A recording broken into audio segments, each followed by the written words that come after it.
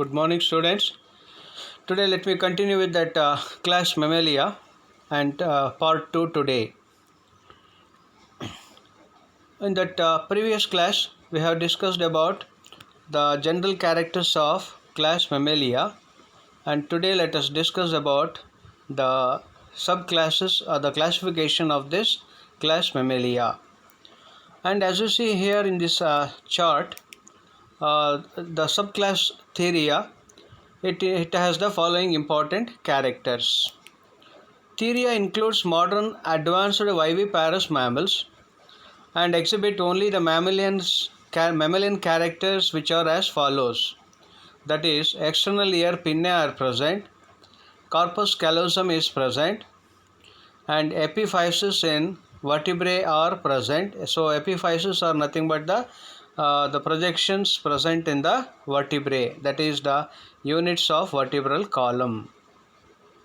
And in the pectoral girdle, the precoracoid are T-shaped and the interclavicles are absent. Anus and urinogenital apertures are separate and oviduct is differentiated into uterus, and in males testes are extra-abdominal, that means it is present outside the abdominal cavity, and eggs are microscopic and aleacetal.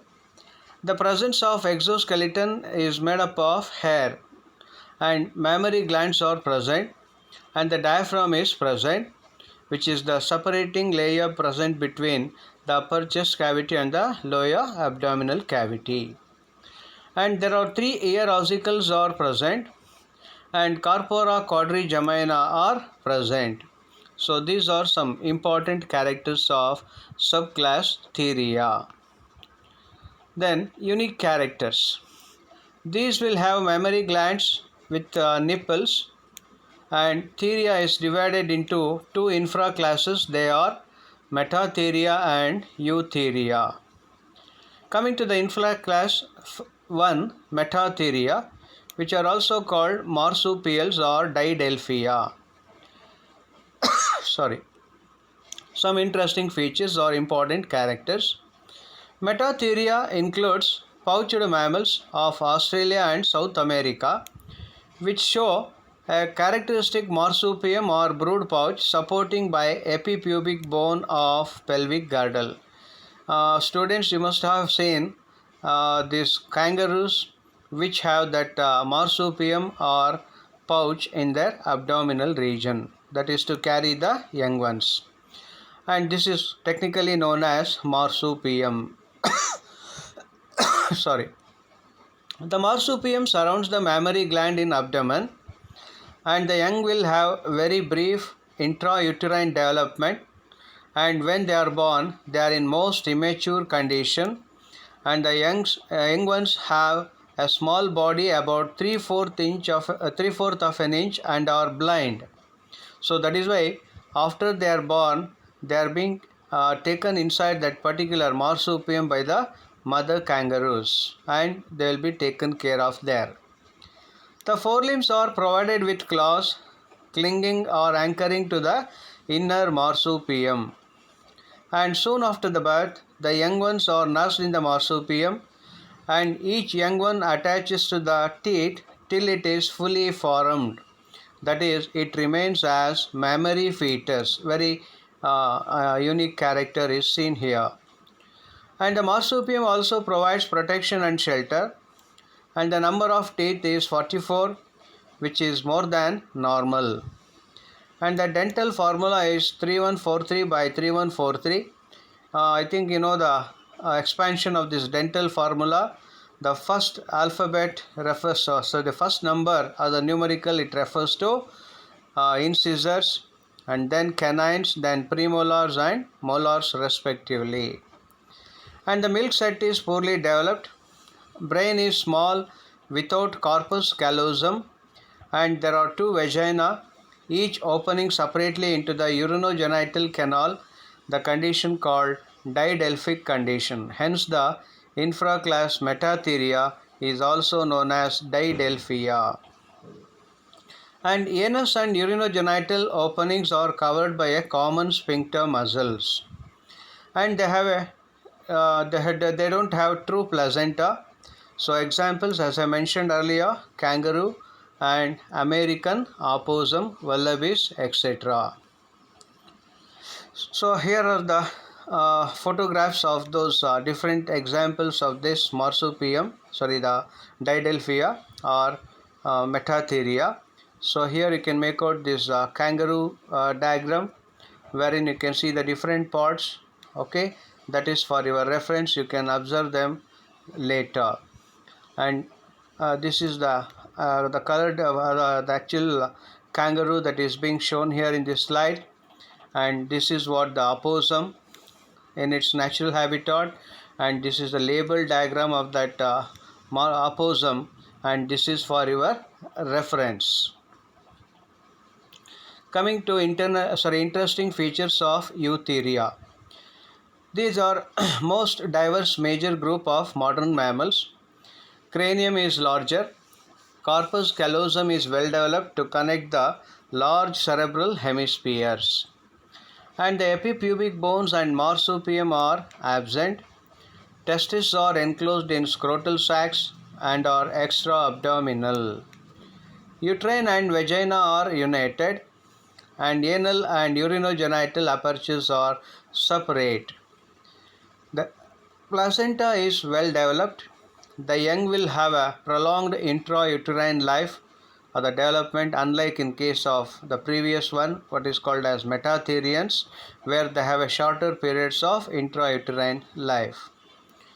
And the Eutheria includes 16 orders covering insectivorous mammals like shrews, the carnivores such as lion, and the herbivores such as cow, and the primates such as monkey, apes, humans, etc. Some interesting features of order Insectivora. So now from this slide onwards we will be discussing about different orders, that is as far as your syllabus is concerned. So let me start with this Insectivora. Insectivora is a primitive group of mammals very close to the ancestral stock of insectivorous animals, and it includes little shrews, prickly European hedgehogs, and moles distributed all over the world except in Australia. They are fossorial or burrowing forms, and some are arboreal forms, and these are nocturnal animals. And the small body is covered by fur or spine. Snout is usually long and projects behind lower jaw like proboscis. They possess powerful clawed digger limbs for searching worms underground. And the number of teeth is more here, and the mammary glands extend from axillary region to inguinal region. Coming to some primitive characters of this group. The dentition is more generalized, and the different types of teeth are not generally identified, and the dental formula is 3143 by 3143, and the cerebrum is small and smooth, scrotum is absent, testis is abdominal, and the uterus is bicornuate type, and placenta is discoidal type. And the common sphincter around urinogenital opening and anus is present. So this is the slide showing you the different examples of this Insectivora. So here you can observe this echidna, okay, and this is the label diagram of that, and this is what the mole, the label diagram, and this is the photograph of that mole. So this is for your additional information. Coming to order Chiroptera, the next order. Order Chiroptera includes bats showing worldwide distribution, and the characters are as follows.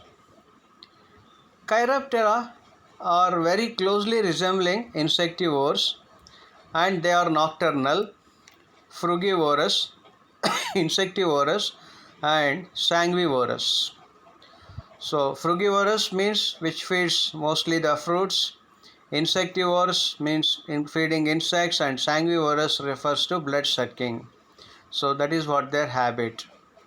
And during daytime, bats are usually found hung to the trees with their body upside down for anchorage with clawed hind limbs that are being used here.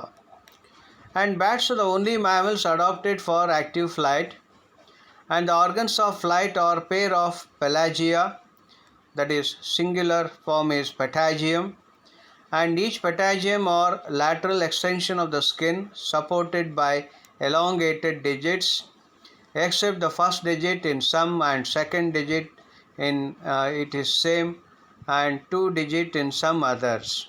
That means there is a wide range of variation is there with reference to the formation of this patagium.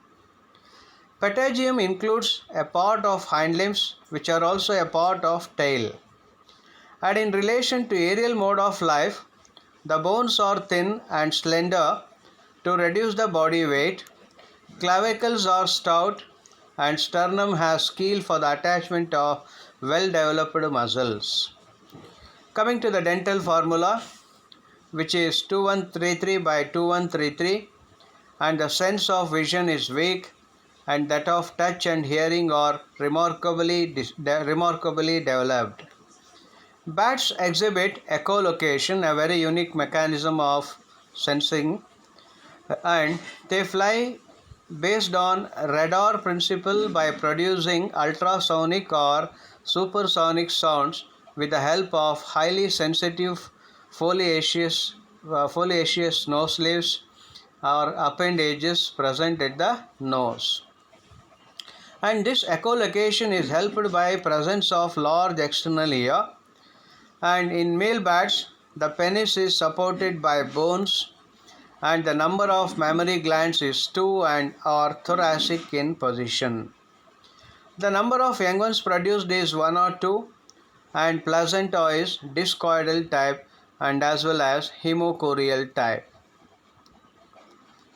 So this is a slide showing you the label diagram of this bat, and this is what the actual photograph of that bat, and this is for your reference.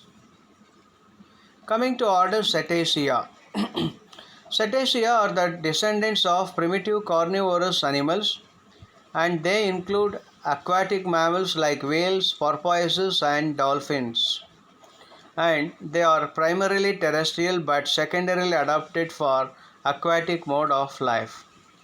And in relation to the shift in habitat, the cetaceans exhibit the following modifications, that is, body is streamlined or fish-like to offer least resistance to medium during swimming. And the surface area of body is greatly reduced through the absence of exoskeleton made of hair and absence of external ear pinnae and neck and scrotal sac. So the absence of these features will help these whales or the cetaceans in general to swim efficiently in the water. Skin glands are absent, unlike in other mammals, and the organs of locomotion are called flippers or paddles or breast flukes, which are on the modified forelimbs. The tail is horizontally flattened into a tail fluke, which through its up and down movements propels the animal forwards. It acts as a steering organ or rudder and controlling the direction of swimming. So that is what the function of that tail region. And in some forms, a single adipose dorsal fin without skeletal support may be present, and it acts as stabilizer. External nostrils are shifted far back on the top of the head and valvular natured. They are also termed as blowholes, these external nostrils, and the shift in position is mainly to prevent the entry of water into the lungs. And there is a thick layer of adipose tissue called blubber just below the skin. It contributes about 28% of the total body weight of this animal, and it acts as a very powerful insulation coat and helps in regulation of homeothermy. And these are the adaptations of these cetaceans or whales in particular for the aquatic mode of life. And based on the feeding habit, cetaceans fall under two categories, that is, toothed forms, which include some whales, dolphins, porpoises, etc., which feed on fishes, squids, octopuses, etc., and they are macrophages. Next one is toothless forms. It includes only the largest whales such as baleen whales, sperm whales, etc., and which feeds on the microorganisms such as planktons. And their feeding habit is microphagy or planktophagy. For this habit, number of filaments terminating with palate on each side of the upper jaw, and they constitute the baleen or whalebone, which helps in filtering water to trap microbes. So that is why such whales are called baleen whales. And in relation to microphagy, the intestine is long and cecum is very large. Some other important features: the respiratory mechanism is very efficient. Usually a pair of large lungs to store large volume of air are present. And in addition to this, there are other specialization for storing oxygen, and there is an important component called rachia mirabilia, a network of blood capillaries distributed throughout the body which helps in regulation of homeothermy. And there is a pigment called myoglobin, which is a respiratory pigment present in their muscles, which helps in the transportation of oxygen. The bones are spongy to reduce the specific gravity of the body.